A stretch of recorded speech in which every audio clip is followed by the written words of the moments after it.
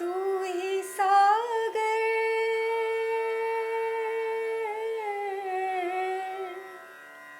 तू ही सागर है तू ही किनारा ढूंढता है तो किसका सहारा ढूंढता है तो किसका सहारा। બેરી સ્કૂલના વિદ્યાર્થીઓમાં અફવાઓ ફેલાઈ કે આ શાળા હવે બંધ થવાની છે. એક સવારે ગાર્ડન કેઓને પ્રાર્થના ગૃહના મંચ પરથી કહ્યું, આજે મારે તમને કંઈક એવું કહેવું છે જે કહેવાનો વખત મારે ન આવ્યો હોત તો સારું હતું. તેણે આરંભ કર્યો. એક પળ માટે તેઓ અટક્યા. આ ક્ષણ વિદ્યાર્થીઓ માટે કાતિલ હતી. સૌ કોઈએ માન્યું કે બસ ખેલ ખતમ થઈ ગયો, શાળા બંધ પડી. કેટલાકે તો જાણે આખી એ પ્રાર્થના ગૃહની દિવાલ તેઓ ઉપર તૂટી પડી હોય એવો અનુભવ કર્યો. એક ક્ષણ પછી કેઓને આગળ ચલાવ્યું. બેરી સંસ્થાના ઇતિહાસમાં પહેલી જ વાર એક વિદ્યાર્થી ચોરી કરતાં પકડાયો છે. સૌએ નિરાંતનો શ્વાસ લીધો. ચોરીના બનાવથી તેઓ ખુશ ન હતા, પણ શાળા બંધ નથી થતી એટલી જ વાત તેઓને માટે ઉત્સવ મનાવવા માટે પૂરતી હતી. એક વેળા થોડા $1000ની રકમ સંસ્થાને મળી. આ રકમ એક સ્ત્રીની સંપત્તિમાંથી સંસ્થાને મળી હતી. આ સ્ત્રીનું નામ જાણવા ન મળ્યું. સ્ત્રીના વિલના એક્ઝિક્યુટર પર લખીને માર્થાએ માહિતી માગી. વાત આ પ્રમાણે હતી. આ સ્ત્રી અપંગ હાલતમાં હોસ્પિટલમાં સારવાર લઈ રહી હતી. તેને વાંચવાનો ગજબનો શોખ હતો. એક સવારે નર્સને કંઈક વાંચવાનું આપવા કહેતા નર્સે રદ્દીની ટોપલીમાં પડેલું બેરી સંસ્થાનું મુખપત્ર સર્ધન હાઇલેન્ડર તેના હાથમાં મૂક્યું. દર્દી આ સામયિક તેના નામથી માંડી છેલ્લા પાનાની છેલ્લી લૂંટી સુધી વાંચી ગયા. એ પછી થોડી તપાસ કરી પોતાના વકીલને બોલાવ્યો અને કહ્યું કે મારા વિલમાં કલમ ઉમેરો કે ચોક્કસ રકમ બેરી સંસ્થાને આપવી. માર્થા બેરી લખે છે, કોઈ બેરીને પોતાના વિલમાં યાદ કરે છે ત્યારે લાગે છે કે જાણે પ્રભુના આશીષ આપણા ઉપર ઉતરી રહ્યા છે. એકવાર માર્થા 4 થી 5 વેપારીઓની વાતો સાંભળતા હતા. તેઓ શેરબજારના રોકાણોમાં ઘટેલી સલામતી વિશે વાતો કરતા હતા. માર્થા એકાએક પૂછ્યું, તમારી આ રોકાણો અંગેની વાતમાં હું ભાગ લઉં તો એ અવિનય તો નહીં ગણાય ને? અરે, તમે પણ શેરબજારમાં માણસ ગુમાવ્યા છે? નાણાં ગયા તમારા? નહીં રે, મારા રોકાણો 100% સલામત છે. વેપારીઓ મુગ્ધ બની તેની સામે જોઈ રહ્યા. માર્થાએ આગળ ચલાવ્યું, મારા રોકાણો છોકરાઓ અને છોકરીઓમાં છે અને તેઓ માનવતાનું અમૂલ્ય ડિવિડન્ડ આપે છે. માર્થાનો જાદુ કારગત નીવડ્યો. વાત સૌ રસપૂર્વક સાંભળવા લાગ્યા. માર્થાએ સૌના હાથમાં એક કાર્ડ તથા હાઇલેન્ડરની એક નકલ મૂકી. આ 5માંના 4 માણસોએ બેરી સંસ્થા માટે ફાળો મોકલી આપ્યો.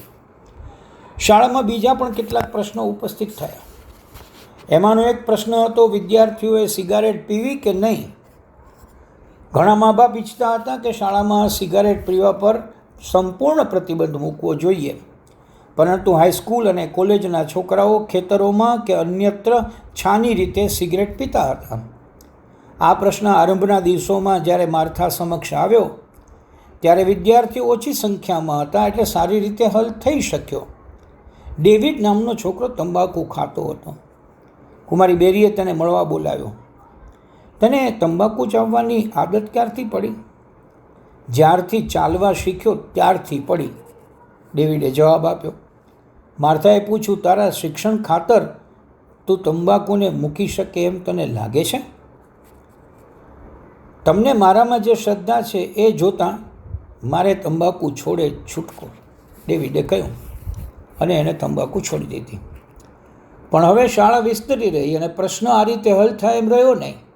આખરે માર્થાએ નમતું મૂક્યું અને વિદ્યાર્થીઓને ચોક્કસ સ્થળે જ સિગારેટ પીવાની છૂટ આપી.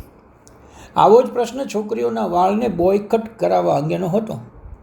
માર્થાએ બેરી ખાતેની છોકરીઓને બોર કટ ન કરાવવા તાકીદ કરી.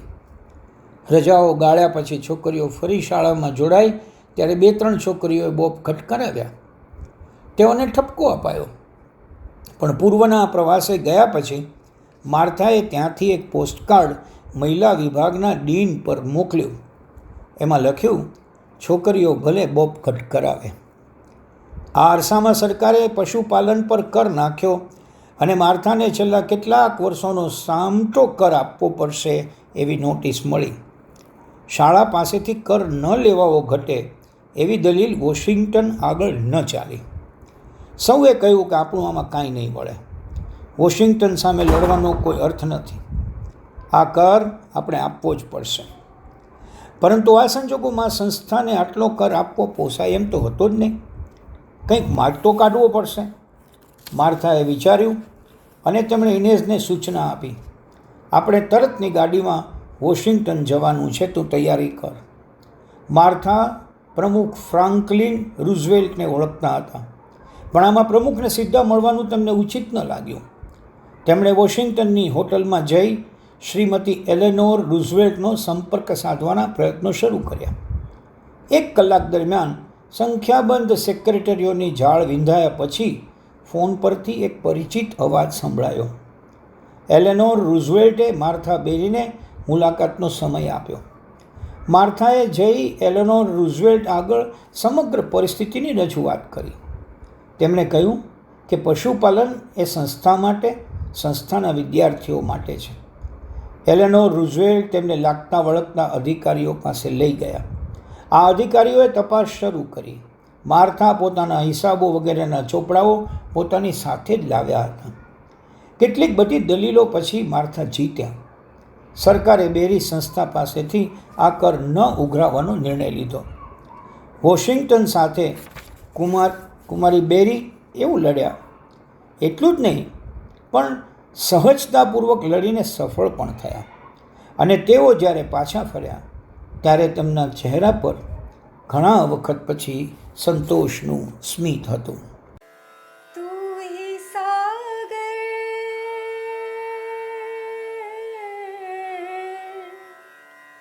तू ही सागर है तू ही किनारा ढूंढता है तो किसका सहारा ढूंढता है तो किसका सहारा